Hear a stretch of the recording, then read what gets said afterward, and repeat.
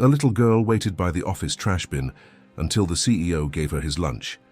The city pulsed with its usual rhythm, honking cars, footsteps on pavement, and a sun that blazed just enough to melt ambition into sweat. On the 15th floor of the Korvax Industries skyscraper, the tempo was different. Precise, sterile, controlled. That's how Nicholas Vane liked it. CEO at 41, sharp-jawed and sharper-tongued, he believed in discipline, in order, in silence. Lunch was always at 1 p.m. sharp, always the same organic quinoa bowl, eaten alone in his glass office overlooking the skyline. But that Thursday, something shifted. He was late. Just 2 minutes, but late. And as he exited the elevator with his recycled bamboo lunchbox in hand, something tugged at his attention. A movement barely noticeable near the trash bins behind the parking lot fence below. He saw her. A little girl, no more than 7 or 8. She wore a faded yellow dress too big for her and black braids that framed her round face. She was crouched low, her small back pressed against the brick wall, hugging something to her chest. The security cameras should have caught her days ago, but he realized she'd been careful, always just out of view, hidden behind the tall bin, silent like a shadow. Something stirred in Nicholas. Curiosity, annoyance, pity, maybe all three. He took the elevator back down. As he stepped out into the warm parking lot, the sun caught the gleam of his Italian shoes. He moved slowly, cautiously, not wanting to scare her off. But she didn't run. She just watched him approach, eyes wide and cautious, like a deer sensing both danger and possibility. "You shouldn't be here," he said gently. She clutched the item in her arms tighter, a notebook it seemed. She didn't speak.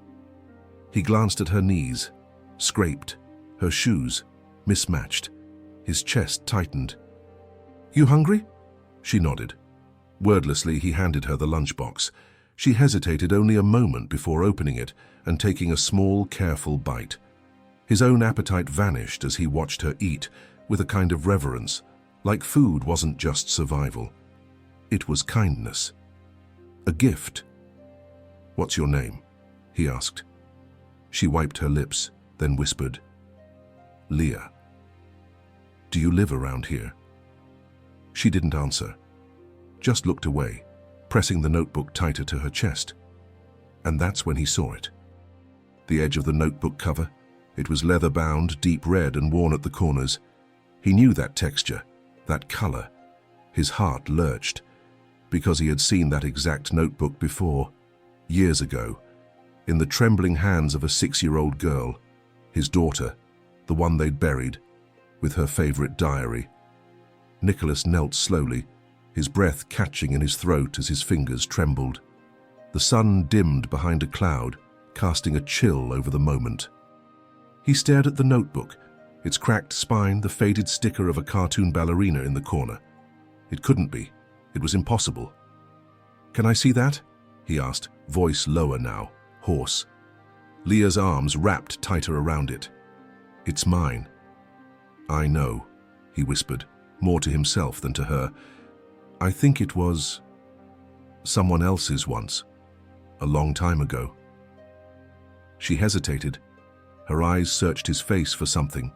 Threat, understanding, maybe even recognition. And then, slowly, she loosened her grip and extended the diary. He took it gently, like it might crumble in his hands. Opening the front cover, he saw the first page. There, in a child's blocky handwriting, were the words he thought he'd never read again. "Property of Elise Vane. Daddy says this is where I can keep my dreams." His vision blurred. Elise, his daughter, dead for 6 years. The casket had been closed. The accident, brutal. A fire, the car overturned. They never showed him her body. Only the locket, only the notebook, he thought, buried with her. He looked at Leah, her face. No, it couldn't be Elise's. But something echoed there. The eyes, the tilt of the chin. His chest felt like it was caving in. "Where did you get this?" he asked, trying to stay calm. She shrugged. "It was in the blue house, the one with the vines. I found it in a box." "Blue house?" with vines. That was Elise's grandmother's cottage, abandoned after the funeral, sealed. Forgotten. "How did you get in?" he asked. "I live there now," she said simply, licking her fingers clean of quinoa. "With Miss Janice." His brow furrowed. "Janice? Janice who?" "Just Miss Janice," she said, fidgeting. "She says I shouldn't talk to strangers." A name surfaced in his memory like a ghost breaking through water. Janice Hayes, Elise's former nanny, fired after the accident. She had disappeared, just like the grief therapist warned. Some people couldn't handle the loss. Nicholas stood slowly, the weight of the notebook pulling at his arms. His world, carefully rebuilt on denial and routine, was shifting beneath him. He glanced down at Leah again. No, Elise was gone. But this girl, and the notebook, he had to know more. "Can I take you home, Leah?" he asked carefully. "Just to talk to Miss Janice. I'll bring you back after." She looked up at him. A long pause. Then, nodding once, she stood. And as she walked beside him toward the car, her braid swung behind her, just like Elise's used to do. The drive was quiet.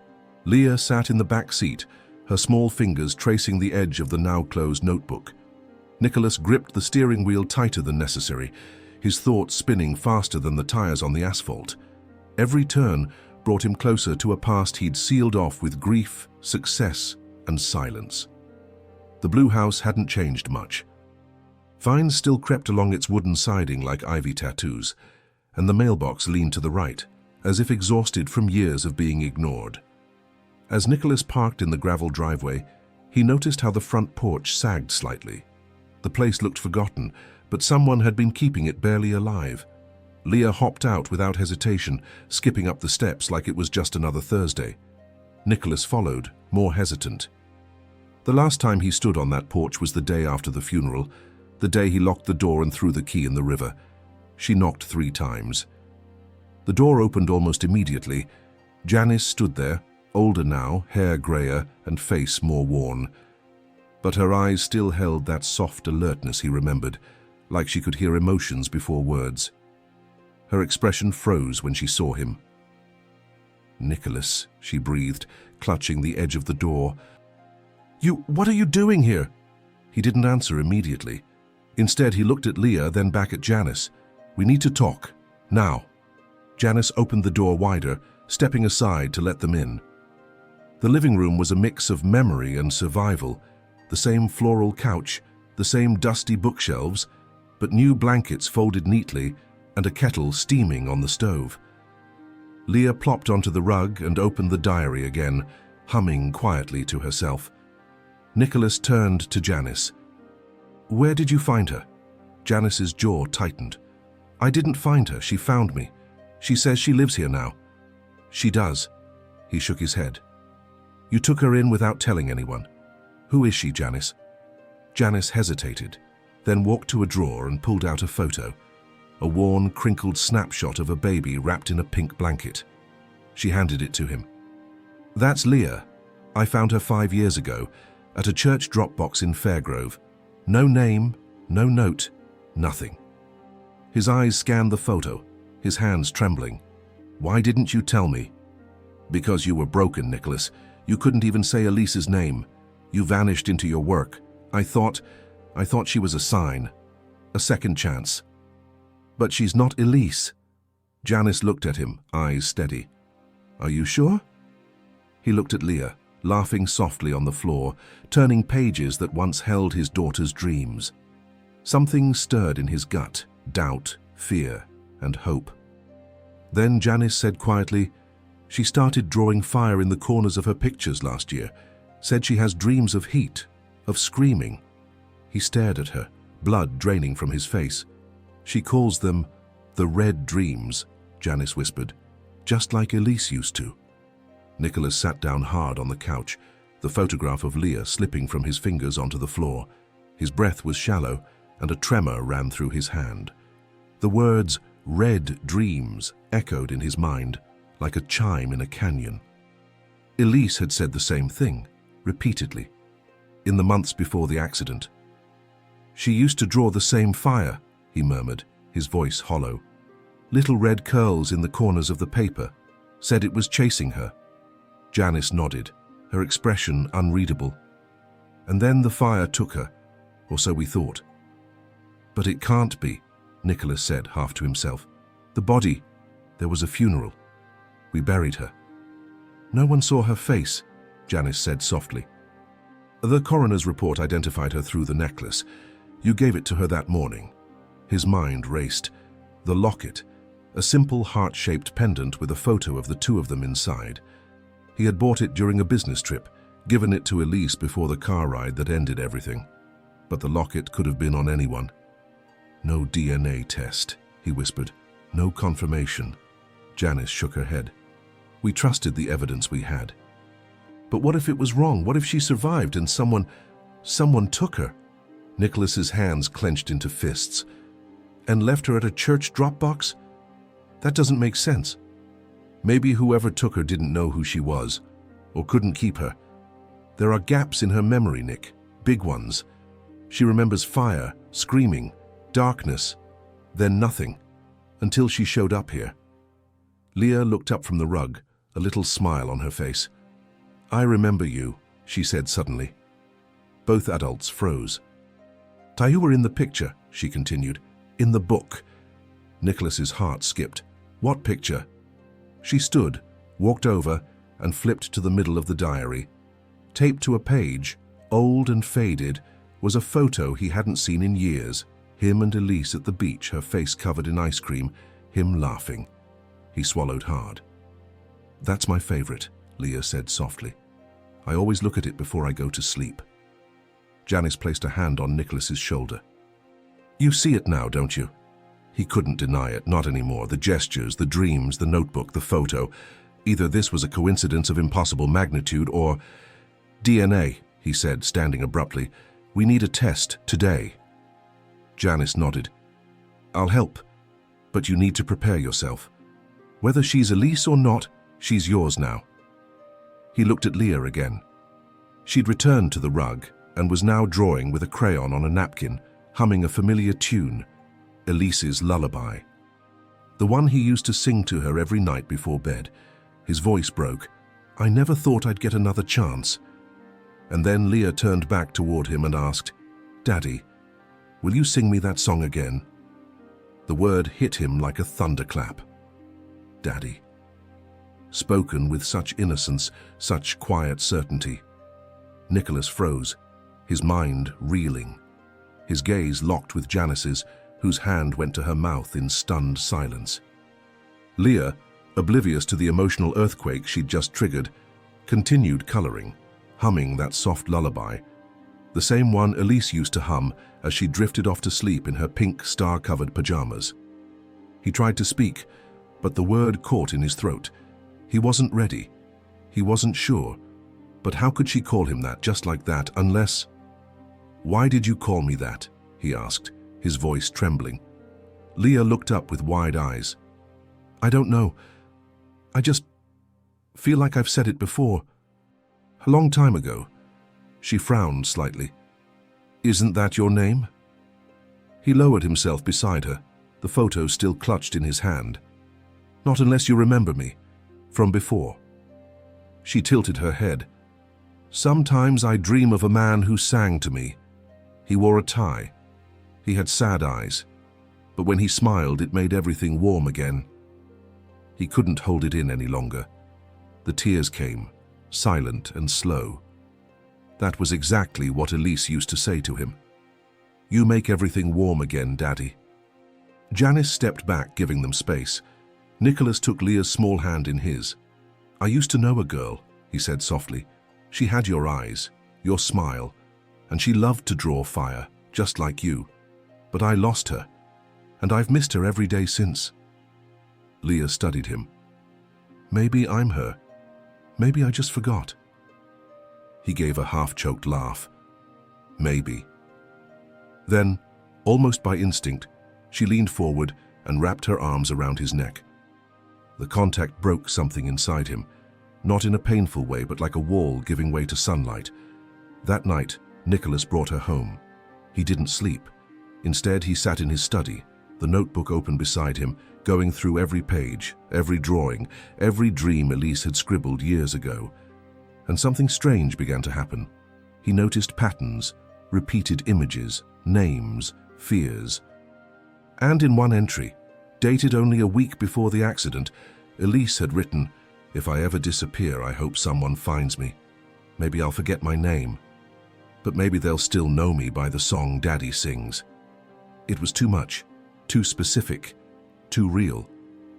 The next morning he scheduled the DNA test. Blood samples were taken. Results promised within 48 hours. But Nicholas didn't need them, not really. In his heart, he already knew. And yet, as the hours passed, a new question crept into his mind. Not about Leah's identity, but about the accident. If Elise had survived, how had she ended up in that drop box? Who had taken her? And why?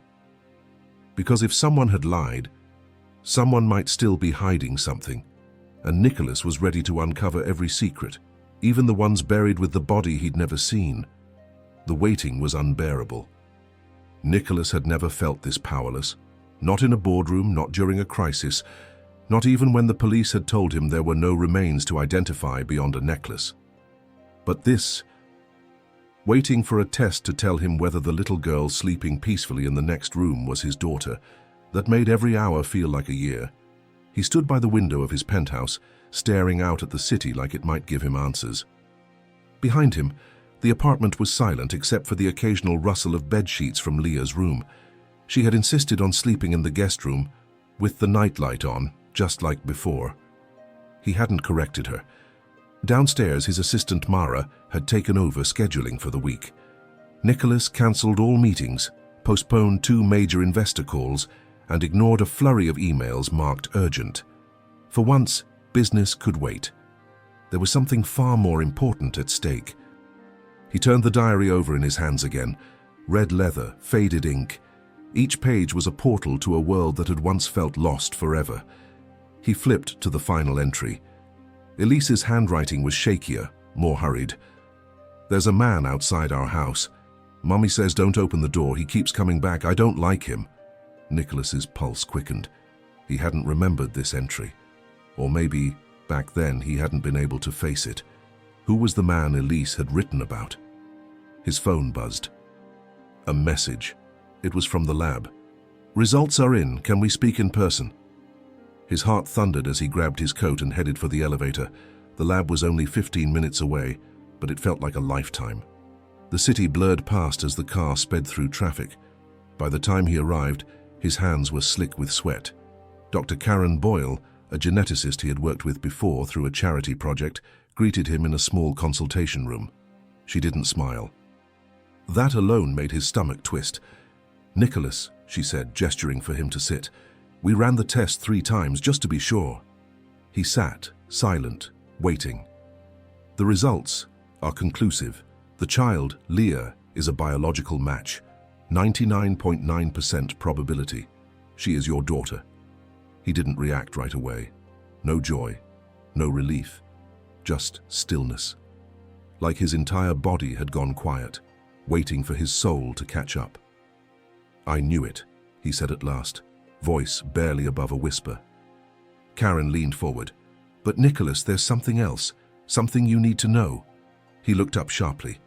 "There's evidence in her blood work, markers that suggest sedation, long-term exposure. Someone kept her under." He blinked. "What do you mean?" "I mean someone had her for years and kept her drugged enough that she wouldn't remember much. That's why her memories are so fragmented." A cold wave of rage swept over him. Someone had stolen his daughter, kept her hidden, manipulated her mind. "Who would do this?" he asked, his voice a low growl. Karen hesitated. "Do you remember who was with her that day? Who was driving?" Nicholas nodded slowly. "Her mother." He clenched his jaw. "My wife." Karen met his eyes carefully. "You should find her, Nicholas. You need answers." He stood. Not a word more. Just a decision. It was time to revisit a past he had buried too deep. Because if Elise had lived, that meant someone had wanted the world to believe she hadn't. Nicholas didn't drive home. Instead, he found himself pulling into the quiet cul-de-sac where Julia Vane, his ex-wife, had lived after the divorce. It had been 6 years since they'd last spoken face to face. Their final words had been shouted through lawyers, carved into custody agreements, and finalized with cold signatures on a page that dissolved what remained of their love. After the accident, Julia had disappeared from the public eye. No more charity events, no social media. She'd closed her boutique and moved to the outskirts of the city. Rumor had it she'd been hospitalized for a time, for nervous exhaustion. Nicholas hadn't reached out. He couldn't. He was too lost in his own grief. But now, everything had changed. He parked by the curb, gripping the steering wheel until his knuckles turned white. The house before him was small and neat, its garden overgrown but not wild. Curtains were drawn. A porch light flickered despite the afternoon sun. It was as if time had frozen in grief and never resumed. He walked up the steps and knocked, once, twice, then a third time. A shuffling sound came from within. The door creaked open. Julia stood there, thinner than he remembered, her once immaculate hair now streaked with grey. Her face was pale, tired, and yet, when she saw him, a flicker of something passed through her eyes. Not surprise, not shock, resignation. "Nick," she said softly. "I was wondering how long it would take." He blinked. "You knew?" She opened the door wider. "Come in." He stepped inside, scanning the modest living room. It was filled with old photos, her parents, travel shots, childhood moments with Elise. But something was off. A few frames were turned backward. Dust clung to surfaces like guilt. "Where were you the day she disappeared?" he asked, skipping pleasantries. Julia sat down on the edge of the sofa. "In the car, driving her to ballet class." "And the fire?" She nodded slowly. "It happened." "But not how they said." "Explain." Her eyes filled with tears. "There was an accident. The car caught fire, but Elise wasn't in it." Nicholas's heart pounded. "What?" "I got a call, just before I started the car, from someone I hadn't spoken to in years, my cousin. She said she needed to meet, said it was about something urgent. Elise had wandered off to chase a kitten behind the building. I turned for just a second. And then, boom." Nicholas leaned in. "You let everyone believe she died." "Why?" She rubbed her arms. "Because when I turned back, she was gone. Just gone. And there was no body in the wreck. But I was in shock. The fire was real. The police assumed the worst. And I didn't stop them. You let us bury an empty coffin." "I couldn't face it," she cried. "What if I'd failed her? What if someone took her while I was distracted? I was a terrible mother, Nick. I didn't deserve to raise her after that." His voice was low, trembling. "You let me grieve for a dead child while she was out there," Julia sobbed. "I thought if I said nothing, maybe no one would blame me." Nicholas stood, fury and heartbreak battling in his chest. Then she said something that made the room go cold. "But someone did find her. Someone who called me a week later and told me to stay silent, or they'd make sure I never saw her again." Nicholas felt like the air had been knocked from his lungs. He stared at Julia, stunned. "Someone called you?" She nodded, her hands twisting in her lap. "A man. He had a deep voice, calm. He said he had Elise, said she was safe, for now. But if I told anyone, the police, you, anyone, he'd disappear with her forever." His fists clenched. "You didn't even try to trace the call?" "I did," she whispered. "Once. But there was nothing. A burner number. The police wouldn't believe me without proof, and I had none. They were already filing the fire report. Already telling me she was gone. She looked away. "I broke. I let it happen." Nicholas turned away, pacing. His heart was racing, his skin burning. "So you let me bury my daughter. You let me drown in grief. For what? Shame. I thought I'd never see her again. I thought if I waited, maybe he'd bring her back. But he never did. And you never told me. I was afraid. And you hated me. Nicholas stopped. I didn't hate you. I hated losing her. I hated the silence that followed. I hated that you let us both pretend she was dead. Julia looked up, tears streaming down her face. She's alive. Yes, he said, his voice firm. And I have proof. DNA results confirmed it. She's been living under another name, drugged, hidden, until now. Julia gasped, her hand covering her mouth. Oh my God, is she okay? She remembers almost nothing. She has dreams, drawings, bits and pieces. But she's safe now. She's with me. Julia stood, shaky. Can I see her? Nicholas didn't answer. Not yet. Not until he knew more. He took a deep breath. Do you still have anything from that time? Phone records? Notes?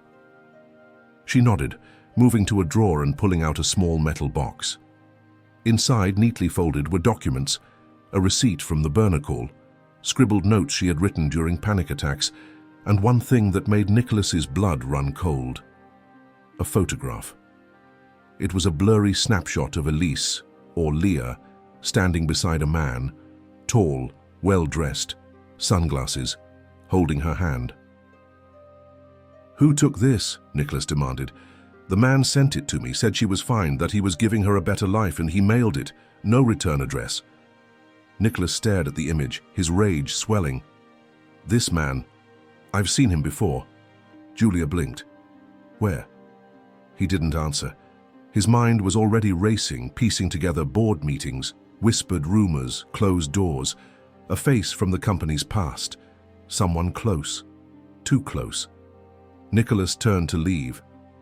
Where are you going? Julia asked, frightened. To end this, he said coldly.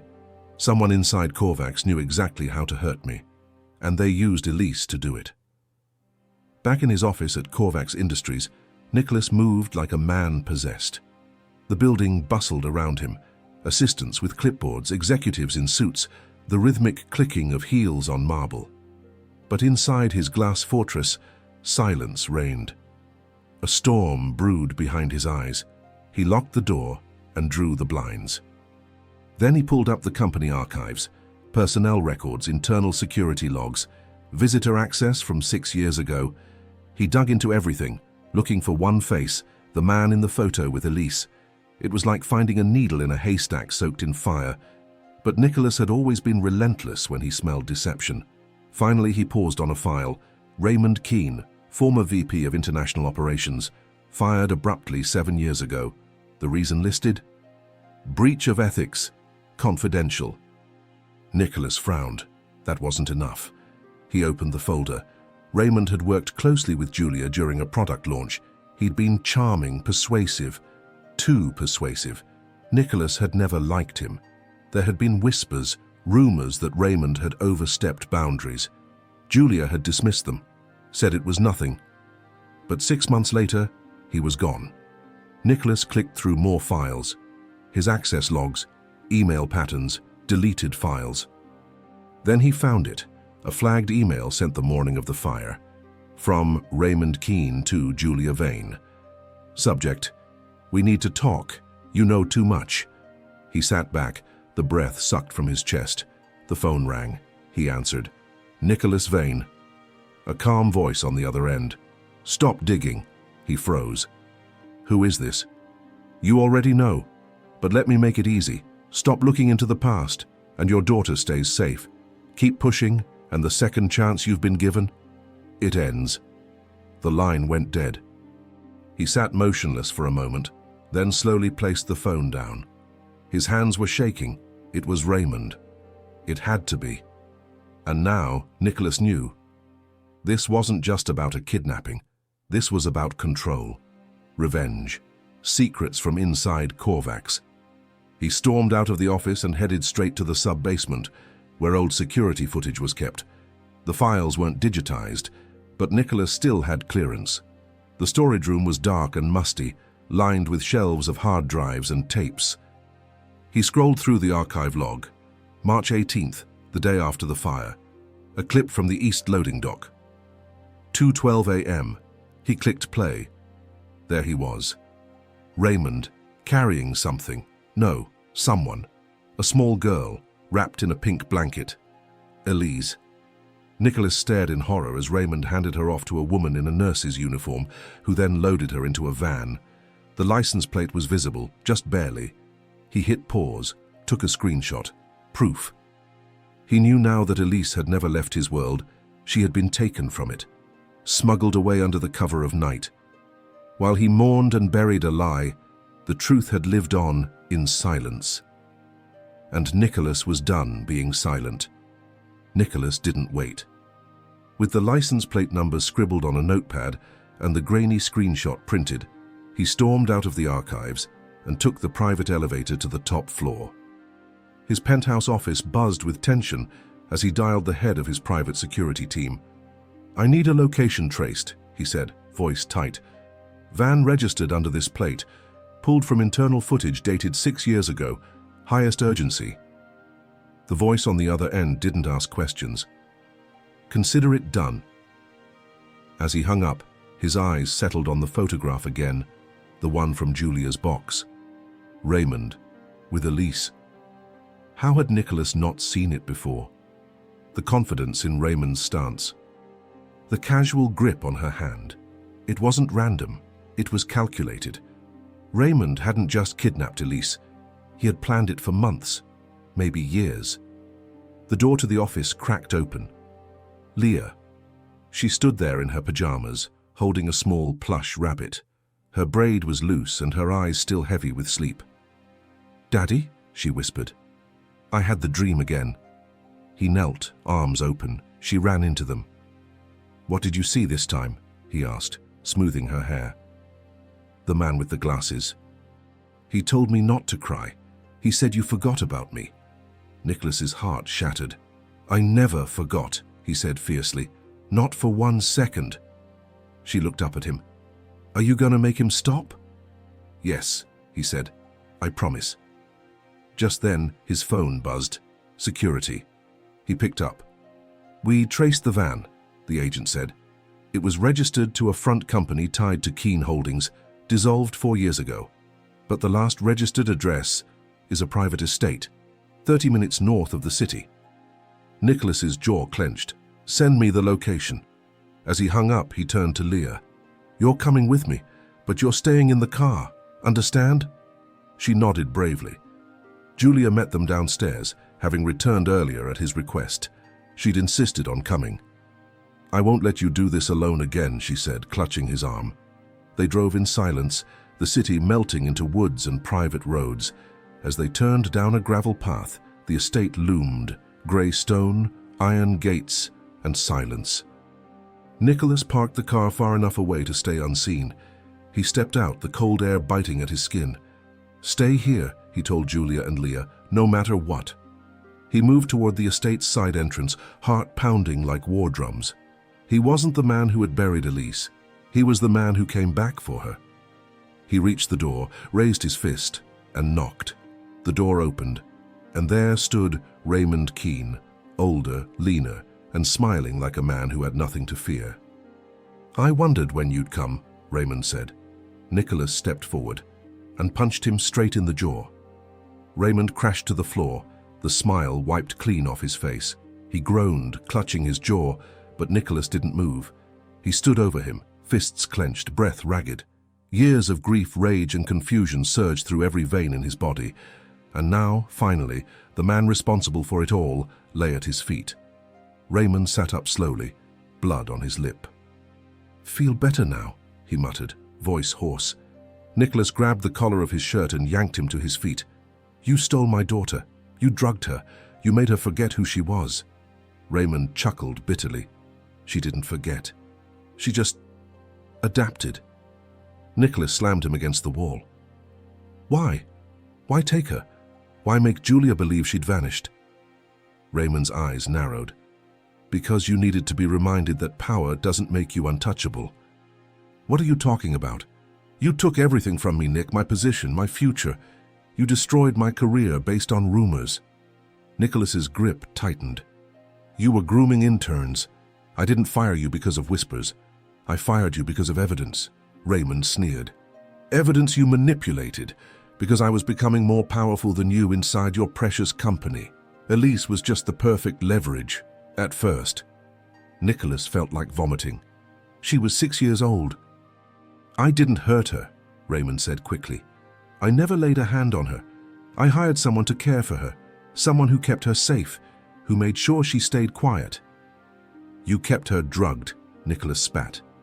Raymond shrugged. Mild sedation. It kept the memories hazy, the mind pliable. You're insane. I'm practical, Raymond replied. You don't rise to power without stepping on a few necks. You just didn't expect one of those necks to bite back. Nicholas stepped away, disgusted. She's alive. She's remembering, and I have evidence now, video, DNA, witnesses. Raymond smirked. So what, you'll go to the police? Expose Korvax's own dirty past? You think they'll let that scandal erupt? You think they'll take your side when the shareholders see how deep this goes? I don't care about Korvax anymore, Nicholas said quietly. I care about my daughter. For the first time, Raymond's expression faltered. Nicholas moved toward the door. You're going to walk out of here in handcuffs. But before you do, you're going to tell me everything. Who helped you? Where you kept her, and how many others were involved? Raymond sighed. You really think I did this alone? Nicholas froze. She wasn't just leverage. She was a piece in a much bigger game. One you're still playing blind, Nick, and if you go any deeper, he grinned, you'll wish you had buried her after all. Nicholas stared at him, heart thundering, as footsteps approached from outside. Julia, Leah. They were walking straight into the lion's den. Nicholas spun on his heel and stormed out the side door, heart hammering in his chest. Julia was just rounding the corner of the estate, holding Leah's hand. The little girl's eyes widened when she saw his face, flushed with fury, dark with something raw. Back to the car, he said sharply. Julia paused. What happened? He's here. It's him. He admitted it. Leah clung to her mother's side, eyes flicking nervously between them. Are we going home now? Nicholas knelt in front of her, forcing a soft smile onto his face. Yes, very soon. I just need to finish something first. But before Julia could speak again, the door creaked behind them. Raymond stood there, a cloth pressed to his bloodied lip, his posture calm, too calm. No need to rush, he said smoothly. You brought the whole family. Touching. Nicholas stepped between him and the others. You don't get to speak to them. Raymond raised his hands mockingly. Relax, I'm not here to fight, I'm here to make a deal. There is no deal. Oh, there's always a deal, especially when it comes to protecting secrets. His eyes moved to Leah. She's proof of everything, and she's dangerous now because she's remembering. Nicholas's jaw clenched. You're finished. Raymond chuckled. You think this ends with me? There were others, Nick, men who knew what she was, who funded the operation, who wanted her out of the picture. Nicholas stiffened. What do you mean? What she was? Raymond's grin widened. She wasn't just your daughter. She was the key to a legal time bomb. Elise was named as heir to your offshore trust, remember? Set up by your father. She had more power over Korvax than you ever realized, at least until someone made her vanish. Julia gasped. Nicholas stared at him. That trust was sealed until she turned 18. Exactly, Raymond said. But if she died, poof, it passed to you. Automatically. Convenient, isn't it? Nicholas felt sick. You're saying someone wanted her gone and for money. Someone inside Korvax. And I was just the cleanup man. Nicholas stepped forward. Then give me names. Raymond smiled. Let me go. Get me out of the country, and I'll tell you everything. Behind him, sirens pierced the still air. Julia had already called the police. Raymond's smile faded. You called them, he said, voice low. Leah stepped out from behind Julia then, holding out the notebook, the same red leather diary. Her finger pointed at a name scribbled on the last page. Raymond's eyes widened in shock. Julia gasped. Nicholas took the book and read the name, and everything inside him turned to ice. because the name scrawled there, written in the shaky hand of a frightened child, was one he never expected. Uncle James. His own brother. The silence was deafening. Nicholas's breath caught as he stared at the name inked in Elise's childish handwriting. Uncle James, a name he hadn't spoken aloud in years, a name buried in family silence and corporate shadows. His brother, his blood. Julia stepped back, her hand over her mouth. James? No, that's not possible. Raymond's laugh was low and bitter. Oh, it's very possible. You thought I was the mastermind. I was just the pawn with the stomach to carry it out. Nicholas turned to him slowly, fury building. Are you saying my brother orchestrated the kidnapping of my daughter, his own niece? Raymond nodded. It was all about control, power.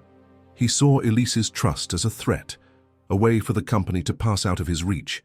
He needed her gone, not dead, just out of the picture.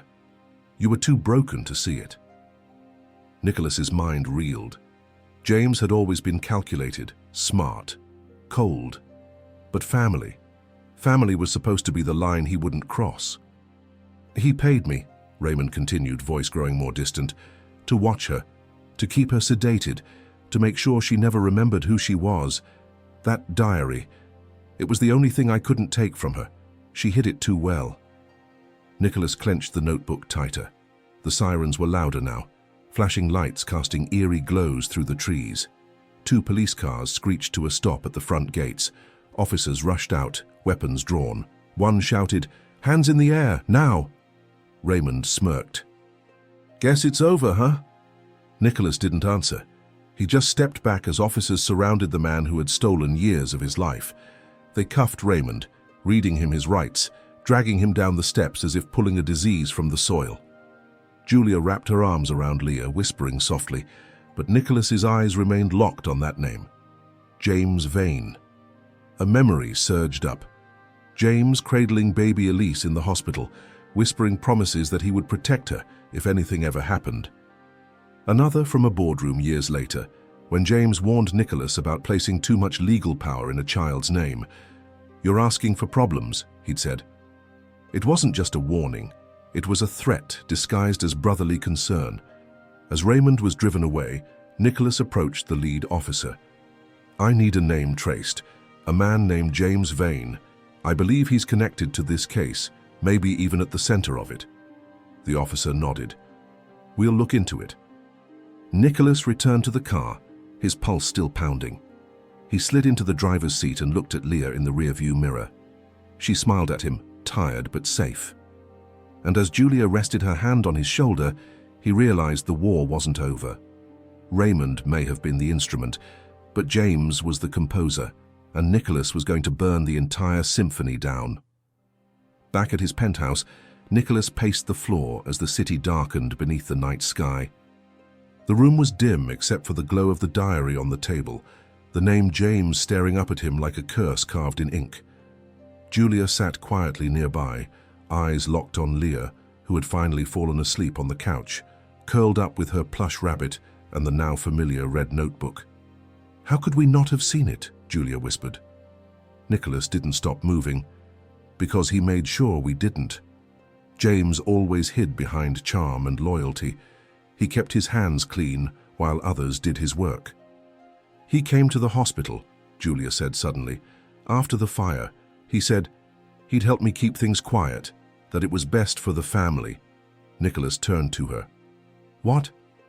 "He said the media would tear us apart, that you were already spiraling, that Elise deserved to rest in peace without scandal." She looked down. "I thought he was being kind." Nicholas's voice was low and bitter. He was covering his tracks.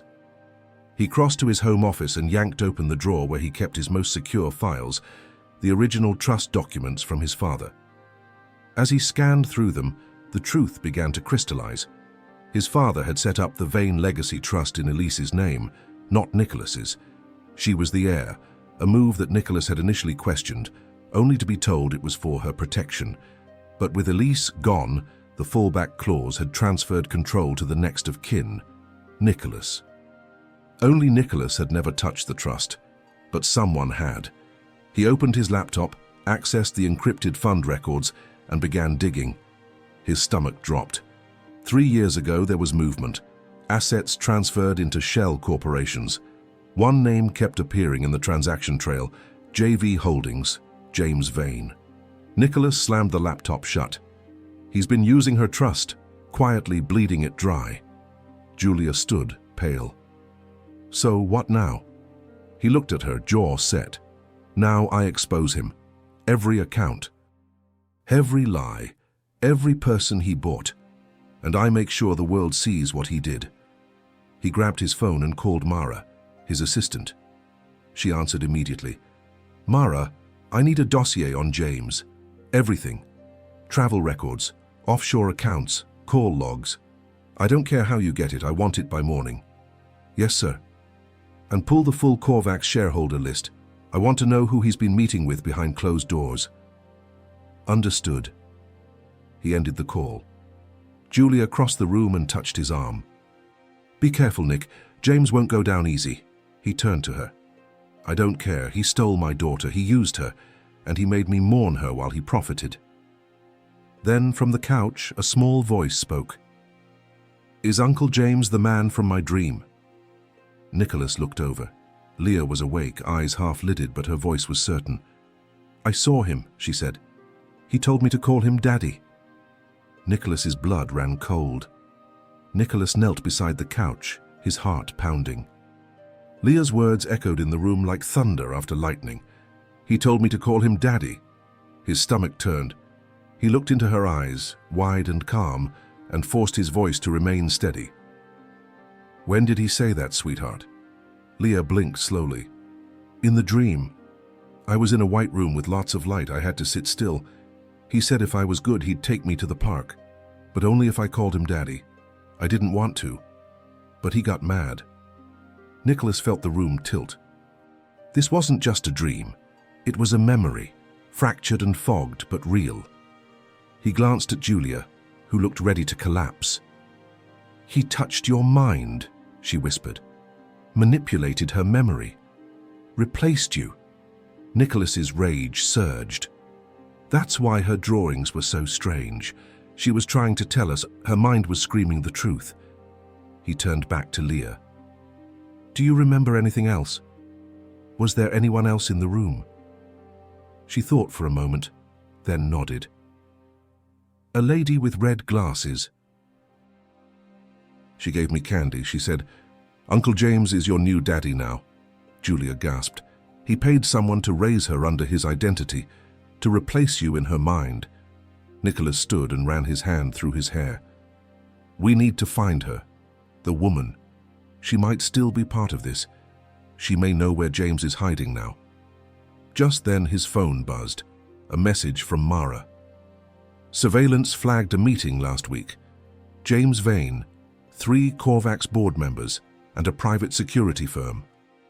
Location, Vane Estate, 42 miles west, still active. Nicholas's jaw tightened. He's at the estate. Julia looked panicked. You can't go alone. He's dangerous, Nick. He has no idea how dangerous I am when someone touches my child, Nicholas growled. He packed quickly, grabbing the dossier files Mara had just uploaded to his secure drive. Then he turned to Leah and knelt again. I have to go see someone, he said gently. But I'll be back before bedtime. Can you be brave for me? Leah nodded. Will you bring the red notebook with you? He hesitated, then nodded. Of course. He kissed her forehead. You're stronger than you know. As he stepped into the elevator, the image of Leah's calm face burned in his mind. She didn't cry. She didn't tremble. She believed in him, trusted him. Now it was time to face the man who had stolen that trust and demanded to be called Daddy. As the elevator doors closed, Nicholas whispered to himself, no more lies, no more stolen names. This ends tonight. The Vane estate loomed like a sleeping giant, carved into the hills beyond the city. Its black iron gate stood tall, etched with the family crest, a lion and a crown, symbols of a legacy now poisoned by betrayal. Nicholas had driven the winding road in silence, eyes fixed on the horizon, hands gripping the wheel tighter than necessary. As the sun dipped below the trees, shadows stretched across the estate's manicured lawns. He parked in the tree line out of view from the cameras. The driveway was lined with expensive cars, a silent parade of power and conspiracy. This wasn't a home anymore. It was a fortress, a lair. He checked his watch. The files Mara sent were clear. James had summoned key shareholders here tonight, a private dinner to discuss future leadership. The phrasing made Nicholas sick. He moved quickly, staying low, circling to the west wing, a part of the house only family knew how to enter. The old servant door, rusted, rarely used, hidden behind ivy. He slipped inside. The air was thick with old stone, varnished wood, and secrets. Footsteps echoed faintly from the main hall. Voices, laughter, toasts. He followed the sound. In the grand dining room, James stood at the head of a long oak table, wine in hand, dressed in black. His salt and pepper hair was neatly styled, his smile polished and persuasive. Around the table sat men and women Nicholas recognized, board members, old family allies, wolves in silk suits. "Gentlemen," James said, voice rich with charm, "we are standing at the edge of a new era. With Elise gone and Nicholas unfocused, the future of Korvax demands strong leadership." There were murmurs of agreement. Nicholas felt bile rise in his throat. James continued, "I've taken steps to ensure stability, consolidating the trust, protecting the family's assets. And now, with full proxy rights transferred, the final phase can begin." Nicholas stepped into the room. "Not quite," he said, voice echoing like a gunshot. Heads turned. James froze, wineglass midway to his lips. "Well," James said slowly, "the prodigal brother returns." Nicholas stepped forward, tossing a manila folder onto the table. "That's a full account of the trust theft, documented transfers to JV Holdings, and witness statements from a man who's currently in police custody." "Your pawn, Raymond." James's eyes darkened. "I have video footage," Nicholas continued, "of Elise being taken from Korvax grounds. I have DNA proof she's alive, and I have the girl, home, safe, and remembering more every hour." Gasps rippled around the table. James set the glass down. "Nicholas, let's not turn this into theater." Nicholas's voice was ice. "You drugged her. You replaced me in her memories. You stole 6 years of her life." James stepped around the table, calm and composed. "I did what I had to, for the company, for our legacy. You did it for yourself. And now you're going to burn it all down?" Nicholas took a step closer. "No, I'm going to rebuild it, without you." James smiled darkly. "We'll see about that." Because behind him, 2 security guards were already entering the room, armed. And Nicholas realized he had walked straight into a trap. The guards moved fast, closing in from both sides, their hands hovering over holstered weapons. Nicholas didn't flinch. He stood tall, eyes locked on James, voice low but clear. "You going to shoot your own brother? In front of the board?" James raised a hand, signaling the guards to hold. "No, of course not." He turned to the others. "You'll have to forgive him. My brother is grieving again. This is what happens when emotion clouds judgment." Nicholas laughed, a sharp, bitter sound. "Tell me, James, when exactly did your judgment kick in? Before or after you stole Elise's identity?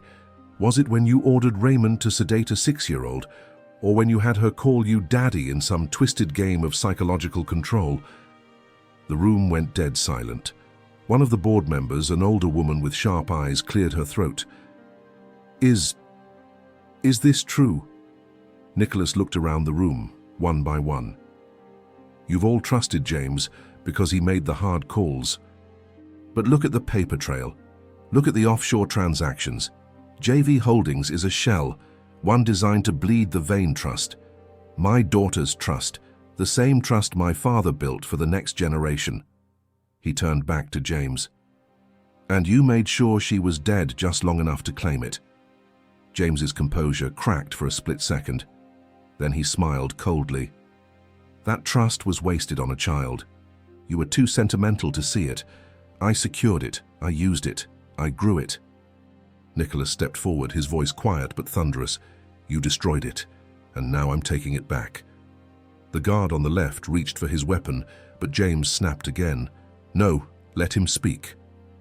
Nicholas reached into his coat and pulled out a small device, a voice recorder. He pressed play. Raymond's voice filled the room. She wasn't just leverage, she was a piece in a bigger game. James planned it all. I just executed it. The board members shifted uncomfortably. Some stood. Whispers began. James's smile faltered. Then Nicholas dropped the final blow. "I've already sent this recording and the documentation to the Korvax legal team, to the press, and to the Department of Justice." He looked at the guards. "You touch me now, and you're part of a criminal conspiracy." The guards hesitated. James's jaw clenched. "You arrogant! You kidnapped my daughter," Nicholas growled. "You lied to my family. You tried to erase me from her life, and you did it all for control." Suddenly, one of the board members slammed their palm on the table. "This is over, James. You're finished." Others murmured in agreement. Nicholas stepped forward one last time. "You still think you control this company? Look around. You just lost your audience." James turned slowly, watching the board scatter, his empire unraveling in real time. But then he smiled again, not defeated, but amused. "You think this was my endgame?" he said quietly. Nicholas stared. And James whispered, "There's something you don't know about Elise." Nicholas's blood turned to ice. "What?" James simply stepped back. "You'll find out soon enough." And then, behind Nicholas, a scream rang out from the hallway. Nicholas spun around, instincts firing like electricity. The scream had come from the corridor outside the dining room, high-pitched, terrified, unmistakably feminine. He rushed toward it, ignoring James's smirk and the rising chaos behind him. He pushed through the heavy oak doors and into the hallway, his shoes pounding against the marble floor. Another scream echoed. This time, he recognized the voice. Julia. He ran faster, heart thundering, visions of Leah flashing in his mind. The hallway twisted toward the rear foyer, and there she was.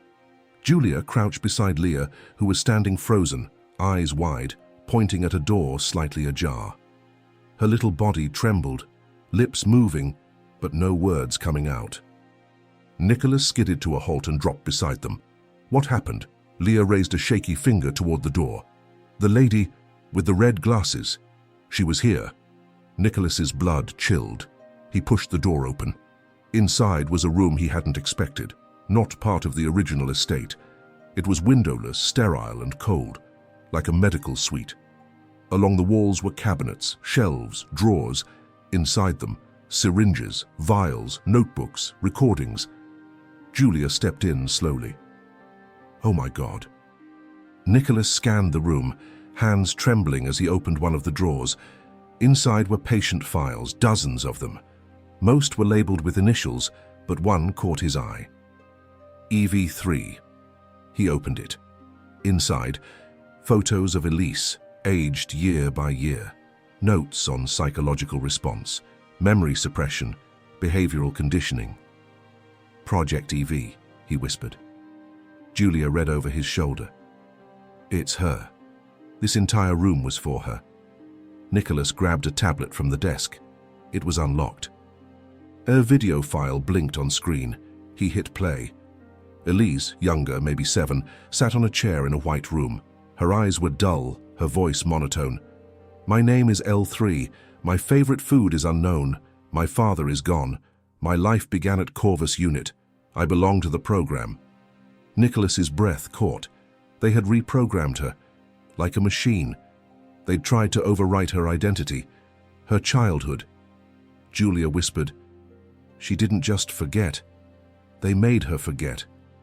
He moved to the next drawer, photographs, her drawings, pages from her notebook, copied and analyzed, notes written by medical staff, and in the corner of one report, James's signature.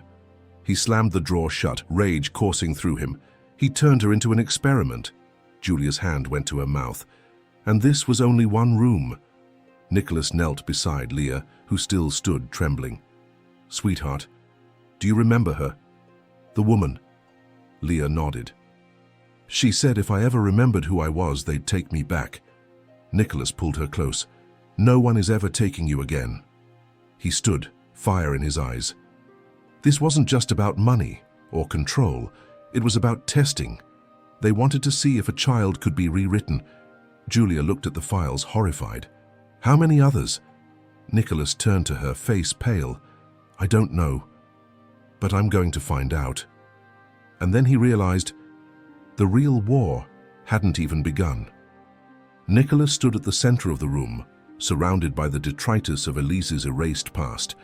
Medical files, surveillance logs, vials labeled with strings of numbers instead of names. It wasn't just trauma, it was orchestration. An entire system designed to dismantle identity and rebuild it according to someone else's design. Julia clutched Leah to her side, staring at a monitor that had flickered to life. More footage, more Elise. In each clip she was older, progressing from 6 to 7, then 8. Her voice became less robotic over time, but the fear in her eyes never left. Nicholas tapped into the system, scrolling through menus labeled with code names: Echo, Lumen, Seraph. Dozens of projects, dozens of children. This wasn't just about Elise, he muttered. This was a test. She was a prototype. Julia's voice cracked. For what? He looked at her grimly. Control. Just then, the screen flashed. A live feed. A camera still active. The footage showed another room. Dark, concrete walls, a small bed. A girl sat in the corner, rocking. Not Elise, another child, about 10 years old, pale, thin. Nicholas leaned closer. This is live. Julia's eyes widened. Where is this place? He traced the IP signature through the system. Not here, somewhere else. An auxiliary facility, hidden. It's still running. He hit another button, pulled logs, location tags, transmit coordinates. The data streamed onto the screen. He copied it all. Suddenly, the tablet screen glitched, then went black. Security override. Someone knows we accessed this, Nicholas said. From the hallway came footsteps, fast, heavy. Leah shrank behind Julia. Nicholas motioned them to the corner and stood ready. The door burst open, but it wasn't James. It was Mara, breathless, pale, holding a flash drive. Nicholas, she gasped. You have to come now. They're erasing everything. He grabbed the drive. Who is? Korvax's cybersecurity team, and under James's command. They're purging every trace of this program. Nicholas looked at the screen, now dead. All of it? He asked. She nodded. Every name, every file. This might be the last copy left. He held up the flash drive, heart pounding. Then we protect it, Julia whispered. And what about the girl we just saw? Nicholas turned to her. We find her. We find them all. But as he spoke, a loud crack echoed through the estate. Not footsteps this time. A gunshot. Mara's eyes widened. We have to move now. They rushed back through the hall, Leah clinging to Julia's hand. Outside, the estate had become chaos. Board members were fleeing. Vehicles peeled away. Somewhere in the house, James was disappearing into the shadows again. Nicholas opened the back door. To the car. As they sped off into the night, Nicholas looked at the flash drive in his hand, a tiny thing, but now the most powerful weapon he had. They had saved Elise. Now they would save the others. But James wasn't done yet, and somewhere in that facility another child was waiting. The car tore through the night, headlights slicing through shadows as Nicholas gripped the steering wheel with white-knuckled focus. Julia sat in the back, arms wrapped around Leah, who had fallen into a deep, exhausted sleep. Beside Nicholas, Mara tapped furiously on her laptop, decrypting the contents of the flash drive while periodically checking behind them for signs of pursuit. They'll be looking for us, she said, the moment they realize what you took. Let them, Nicholas growled. We're not running. We're exposing this. He glanced at the drive plugged into her laptop. How much can you pull? Mara's eyes flicked to the screen. So far, 23 names, kids, all listed as subjects under different aliases, most labeled incomplete. 3 tagged as inactive, and 1 marked terminated. Nicholas swallowed hard. That means they didn't all survive. Julia turned her face to the window, horror in her expression. And the facility? Nicholas pressed. I've got coordinates, Mara said. Remote mountain region, private land. Registered under a dummy trust connected to Korvax. Of course, always Korvax. His family's empire was a rotted tree, and Elise had been buried in the roots. What's there now? Mara hesitated. Still active. Surveillance pinged 3 hours ago. A girl entered medical distress, no response logged. That was the child we saw. Nicholas's grip tightened. Then we go there. You can't just walk in, Nicholas, Julia said. This is bigger than us. We walk in with the media, he said. With the police, with every spotlight we can find. If this comes into the light, they'll scatter like rats. Mara looked at him. I can leak it, securely. But once I do, there's no going back. They'll know you're coming. They'll try to disappear again. Nicholas nodded. Let them try. I'm not just coming for James anymore. I'm coming for everyone who touched this. Every name on that drive. Every dollar that funded this. He turned to Julia. And Elise, Leah, she'll never have to look over her shoulder again. Mara hit a key. It's done. Every major outlet will have the leak in 90 seconds. Outside, a thunderhead rolled across the sky, rain beginning to patter on the windshield. Lightning lit the horizon. Nicholas reached over and gently brushed a strand of hair from Leah's face. She stirred, murmuring softly, "Did we win?" He leaned down, voice soft. "Not yet, but we will."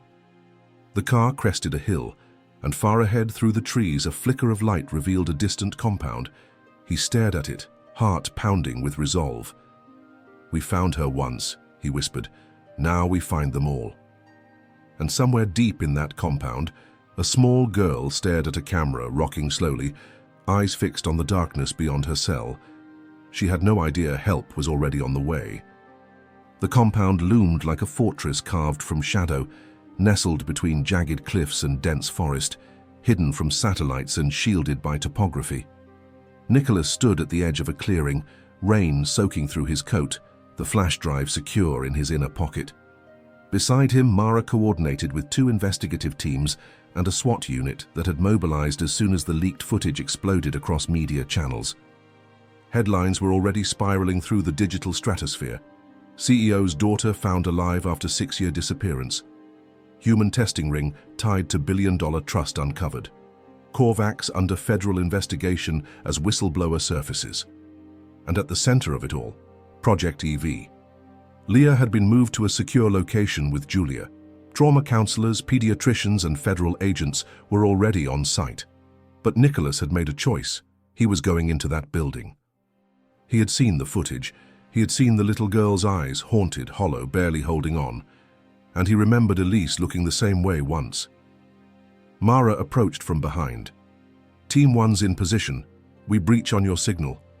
Nicholas looked at her, soaked, grim, steady. "No casualties, we get the kids out. Then we bring the whole system down." She nodded. He checked the time. 4:27 a.m. Dawn was still an hour away. Perfect. At his signal, 2 SWAT teams moved like ghosts through the trees, circling the compound's rear and side entrances. Nicholas moved with Team 2, breaching a hidden door under a loading dock. The stench of chemicals and rust met him as they crept through narrow service corridors. And then, the first chamber. Rows of beds, children, sleeping or sedated, monitors beeping softly. The air was frigid. Nicholas's breath hitched as he stepped inside. Every bed had a tag, initials, birth year, project code. 3 survivors here, one agent whispered. Vitals stable. Nicholas moved from cot to cot, eyes scanning their faces, until one girl stirred. She opened her eyes, blinked at him. She wasn't older than 9. Her hair was matted, her skin pale. "Are you here to take me home?" she asked, voice like wind through glass. "Yes," Nicholas said, kneeling beside her. "You're safe now. What's your name? She blinked. They call me R6. But I think my real name is Ellie. He swallowed hard.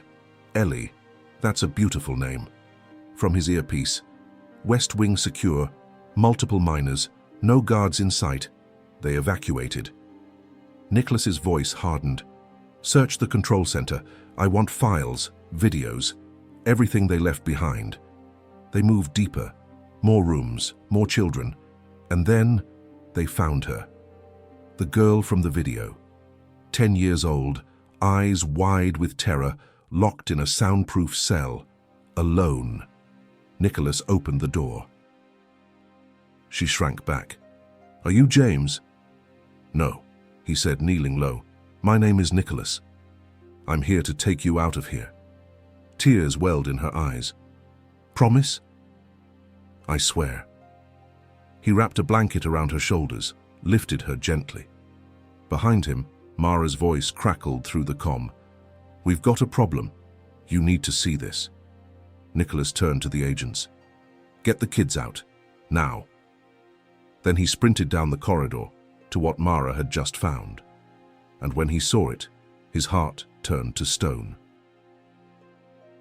Because James had left behind something worse than files. He'd left behind a list, a long one, names, ages, and Elise was just one of dozens. The project wasn't finished. It had moved.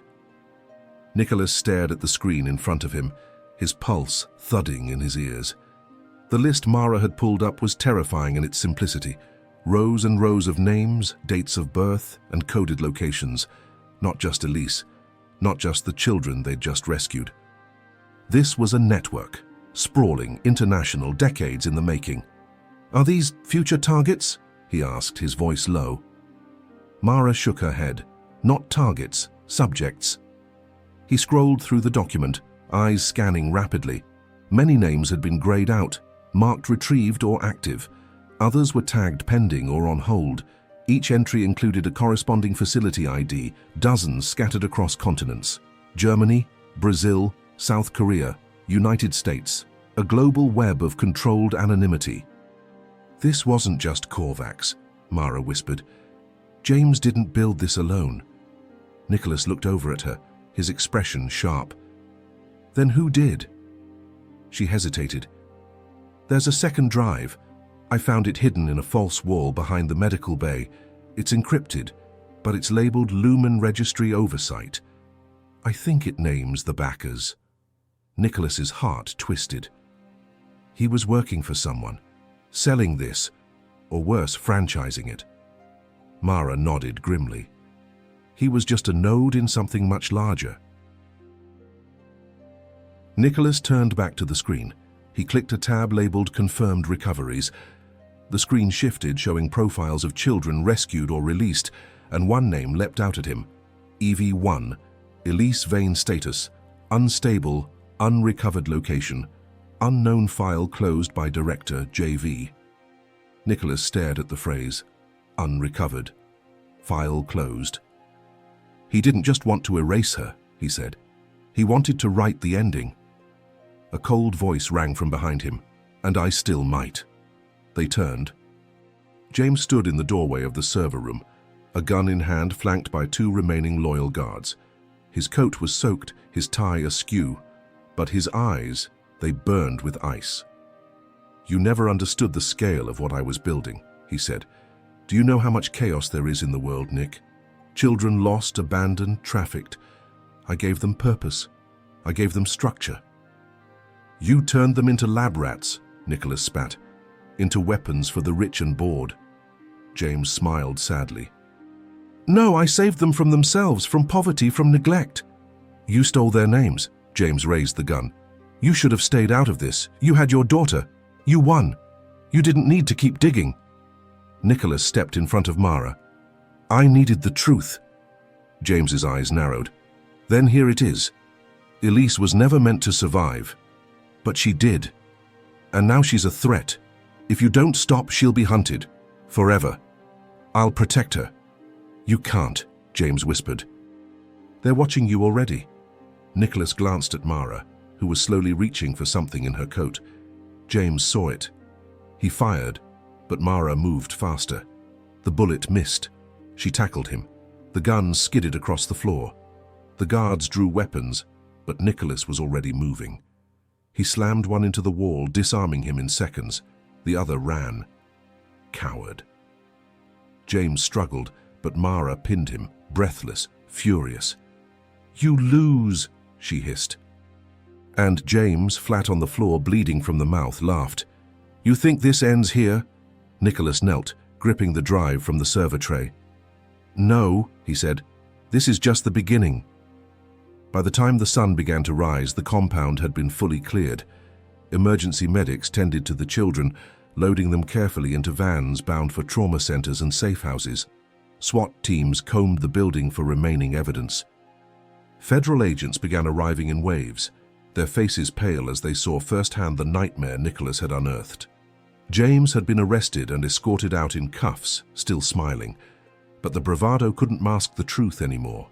The data Nicholas now held, and on 2 encrypted drives, told a story darker than any tabloid, deeper than any courtroom scandal. This wasn't just about Elise. It was about every child who had ever been taken and reshaped for someone else's agenda. Nicholas stood outside, the cold air biting at his skin, holding a blanket around one of the younger children, the girl from the cell. "You okay?" he asked gently. She nodded, eyes still wide. "They always said no one would come."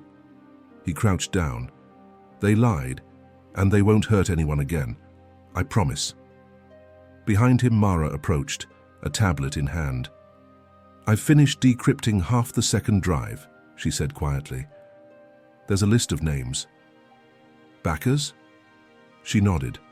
"Powerful ones. Government, tech, even education boards. Some of them run schools, some own private security firms." Nicholas felt a shudder run through him. "How deep does it go?" Mara stared at the screen. "There's no bottom." He took the tablet, eyes scanning line after line. Faces from galas, partners in conferences, old friends who had shaken his hand.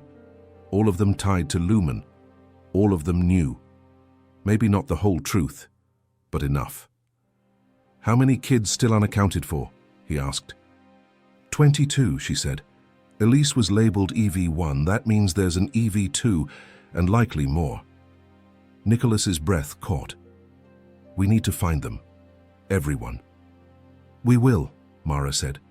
"But we need to do this right. If we rush it, they'll go underground." He nodded, handing her back the tablet. "We start with the names closest to me. If I trusted them, and they were part of this, I want them exposed first." She gave him a small, grim smile. "Already compiling the profiles." Julia approached from the vehicle, holding Leia in her arms. The little girl had woken up and now pointed toward the compound. "That's where I was," she said softly. "That's where the dreams came from." Nicholas opened his arms and took her into them. "You're never going back there," he whispered. She clutched his shirt. "What about the other girl? The one with the drawings?" He paused. "She's safe now." "But who's going to help the next one?" Nicholas looked out over the hills, the compound now swarming with agents and lights. "I am," he said. And in that moment, something changed inside him. Not the grief, not the rage, but the purpose. Elise had survived the worst. Now Nicholas would make sure no one else had to. The following days blurred into one relentless surge of press conferences, legal filings, and strategy sessions. The media storm grew into a hurricane. Overnight, Nicholas Vane went from elusive CEO to reluctant national figure, not just as a grieving father whose daughter had returned, but as the man who exposed a global exploitation ring that stretched into the most untouchable halls of power. The footage of Elise, Leah, had gone viral. People cried watching her reunite with Nicholas, watching her draw fire in the margins of a notebook, watching her whisper, "I remember now." Public opinion exploded in support. And with that support came action. Federal agencies raided facilities on 3 continents. 3 high-ranking officials resigned. 6 corporations saw their boards dissolve. And the Lumen Registry, once invisible, became the center of the largest international manhunt since the Cold War. But Nicholas wasn't done. In a private meeting room in downtown Manhattan, he stood before a group of journalists, holding a folder thick with names and evidence. "This isn't about vengeance," he told them. "It's about accountability. These were children. My daughter was just the first name I recognized. I intend to find them all and bring every person involved to justice." When asked what made him continue, he simply answered, "Because Elise survived, and if one survived, others can too." Meanwhile, Julia had restructured her life around Leah's healing. Therapists worked with her daily, helping her navigate the fragments of her two identities, Elise and Leah, memories and dreams. Nicholas joined every session, learning how to parent a child who had grown up behind invisible bars. One night, as he tucked her in, she looked up at him and asked, "Am I still Leah?" He paused, then sat on the edge of her bed. "You're Leah," he said, "and you're Elise. You're both.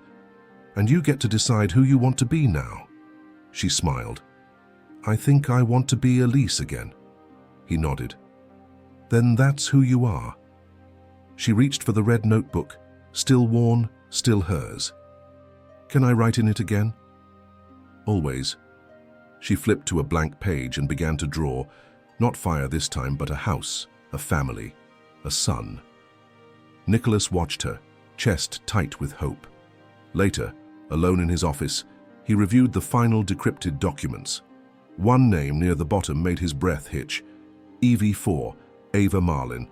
Age, 3. Disappeared 6 years ago. Status, unaccounted. He picked up the phone and called Mara. "We've got another one, youngest yet." Mara's voice came through, steady. "I'll start the trace." Nicholas leaned back in his chair. For every Elise, there were more names, more children. He wasn't a CEO anymore. He was a father, and now a hunter, of the kind who didn't rest until every child was found, because justice didn't end with rescue. It began with redemption. The autumn wind swept through Central Park, rustling the leaves in hues of amber and gold. Elise ran ahead, her laughter echoing between the trees as she clutched the red notebook close to her chest. Nicholas and Julia followed at a slower pace, their hands occasionally brushing, eyes never straying far from the little girl who had become their anchor. It had been 3 months since the takedown of the compound. 3 months since James Vane was sentenced to life in federal prison. 3 months since Nicholas turned his company over to an independent trust, stepping down as CEO, not in disgrace, but in purpose. He had something more important now. As Elise skipped ahead, she paused beside a bench, sat down and began to draw again. A boy and a girl, holding hands. Below it, she wrote, EV1 and EV2, not forgotten. Nicholas sat beside her. "What's his name?" he asked. She looked up. "I don't know yet, but I saw him once, in a dream. He was scared." He nodded slowly. "Then we'll find him too." Her face brightened. "We will?" "Promise," he said. Julia sat down on the other side, wrapping her arms around them both. He always keeps his promises. Later that evening, Nicholas returned to the new headquarters of the Vane Initiative, a non-profit now dedicated to finding and restoring the lives of the missing children connected to Project Lumen and others like it. Mara was already inside, papers spread across the conference table. "There's been movement," she said, pointing to a map. A girl matching EV7's profile turned up in a hospital in Morocco, malnourished, alone. "We're working to confirm her identity." Nicholas leaned over the map, scanning every pin, every name. "Let's go get her." Mara paused. "You know, most people would have walked away, taken their daughter, disappeared." He looked up. "I did disappear once. It almost cost Elise everything. And now? Now I fight," he said. "Because there's still someone out there telling a child that their name is a number. And as long as that's true, I'm not done." The phone buzzed. Another name. Another child. Another beginning. Nicholas picked it up. Outside, the city glowed, and in a quiet apartment across town, Elise added one final entry to her notebook, her handwriting steadier, her drawing brighter. It read, "I used to be afraid of fire. Now I'm the light." The page turned with the wind, a story closed, a new one ready to begin.